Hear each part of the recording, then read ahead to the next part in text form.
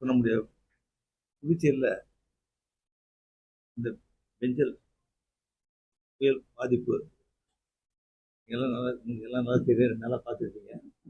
இது வரைக்கும் இல்லாத ஒரு பெரிய மழை, கனமழை நம்முடைய புதுச்சேரியில் பதிவானது வந்து நமக்கு 48.4 சென்டிமீட்டர் அளவு. புயல் காற்றினுடைய வேகம் இருந்தது. அதில் அந்த நேரத்தில் மட்டும் 40.1 சென்டிமீட்டர் மழை பெஞ்சிருக்கு அந்த சமயத்தில் மட்டும். அது நம்முடைய அரசானது இந்த புயல் பாதிப்பு ஏற்படும், மழை அதிகமாக இருக்கும் அப்படின்ற ஒரு எண்ணத்தில் முன்னெச்சரிக்கை நடவடிக்கையாக நம்ம துறை அனைத்து துறைகளுக்கும் ஆலோசனை வழங்கப்பட்டது, அறிவுறுத்தல் மக்களுக்கும் கொடுக்கப்பட்டது. அதனுடைய அடிப்படையில் நம்முடைய புதுச்சேரியில் சுமார் 208 முகாம்கள் தங்க வைக்கிறதுக்காக